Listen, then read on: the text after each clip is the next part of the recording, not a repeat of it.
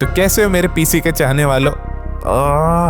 ये साला Pune super charge ऐसा क्यों हो गया? तो कैसे हो मेरे भाइयों? अब पीसी बिल्डअप में ना सबसे मेन कंपोनेंट होता है तुम्हारा मदरबोर्ड। अब मदरबोर्ड बेसिकली क्या करता है, ये तुम्हारे सारे इंटरनल कंपोनेंट्स को जोड़ता है, उनको पावर सप्लाई करता है और साथ में ताकि तुम्हारे सारे कंपोनेंट्स एकदम फाइन वर्क करें उनको कम्युनिकेट भी करता है। तो ठीक है, आज के टाइम पे ना भाई इतनी सारी सीरीज के मदरबोर्ड आ रहे हैं। वहाँ पे H सीरीज भी है, B सीरीज भी है, Z सीरीज भी है, A सीरीज भी है, जो काफ़ी कम आते हैं बट आते हैं। AMD की सीरीज है, इंटेल की सीरीज है।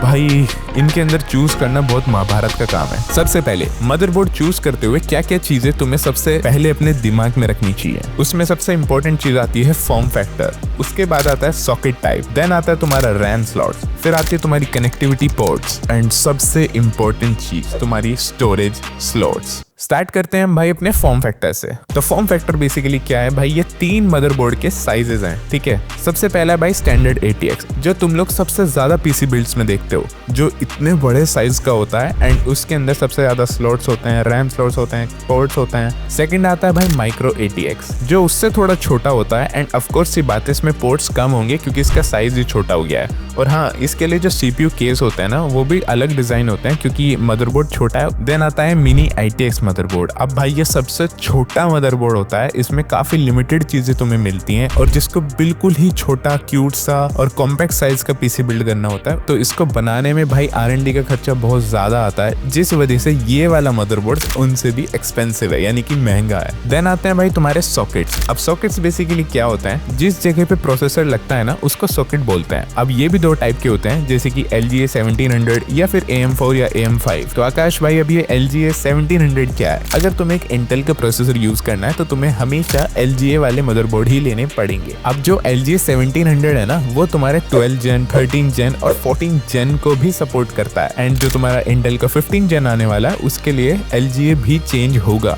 और अब जो मैंने तुम्हें बताया था AM4, AM5, तो वो बेसिकली AMD के लिए है। बेसिकली तुम्हारे प्रोसेसर पे ही तुम्हारा मदरबोर्ड डिपेंड करता है। जैसे कि मान लो तुमने 3000 सीरीज का प्रोसेसर लिया AMD का, तो उसमें तुम AM4 नहीं लगाओगे, उसमें तुम्हारा AM3 भी काम कर जाएगा। अब सबसे इंपॉर्टेंट पार्ट भाई कि Z सीरीज लें, X सीरीज लें, Y सीरीज लें, A सीरीज लें, कौन सा लें? अब भाई देखो, इसको मुझे तुम्हें समझाना है तो मैं काफी ज्यादा सिंपल टर्म्स यूज करूंगा। तुम लोगों ने स्मार्टफोन्स तो यूज करे ही हैं, ऑफ कोर्स सी बात है। उसमें कैसा होता है, बजट, मिड रेंज और फ्लैगशिप, राइट? सेम चीज मदरबोर्ड्स के साथ भी है। तुम्हारी Z और X सीरीज हैं वो तुम्हारे महंगे मदरबोर्ड्स हैं। और अब Z और X में डिफरेंस क्या है कि जो इंटेल प्रोसेसर यूज कर रहे हैं वो लोग Z की तरफ जाएंगे और जो AMD प्रोसेसर यूज कर रहे हैं वो X की तरफ जाएंगे, लेकिन हैं दोनों प्रीमियम सेगमेंट मदरबोर्ड्स ही। तो अगर तुम लोग i9, Ryzen 9 या फिर i7 और Ryzen 7 के साथ जाना चाहते हो तो ये वाले मदरबोर्ड बहुत ही ज्यादा अच्छे रहेंगे। अब आती हैं H सीरीज और B सीरीज। अब H सीरीज बेसिकली ना घर वालों के लिए हैं, जैसे कि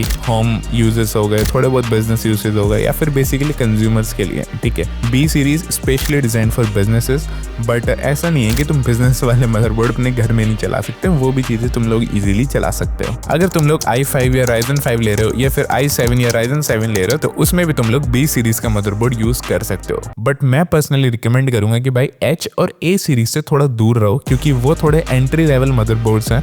इन शॉर्ट, Z और X सीरीज तुम्हारे प्रीमियम मदरबोर्ड्स हैं जिसमें तुम्हें सब कुछ एकदम फ्लैगशिप लेवल का मिलेगा, उसके thermals, cooling, power supply and everything. फिर आता है मिड सेगमेंट जिसमें B सीरीज आती है जो बिजनेस के लिए बनी है, जिसको तुम घर में भी यूज कर सकते हो, ऐसा नहीं है सिर्फ बिजनेस ओरिएंटेड ही है। देन आते हैं तुम्हारे एंट्री लेवल जो तुम्हारे H और A सीरीज के मदरबोर्ड्स होते हैं, बट इनसे थोड़ा दूर ही रहना जब तक तुम्हारा बिल्कुल ही बजट जो है वो कम नहीं है। इसके अलावा भी मदरबोर्ड्स के अंदर काफी ज़्यादा टेक्निकल टर्म्स होती हैं जो मैंने इस वाली वीडियो में इंक्लूड नहीं करी क्योंकि मैं तुम्हें सिंपल से सिंपल वे में समझाना चाहता था कि तुम्हें अब मदरबोर्ड चूज करने कैसे।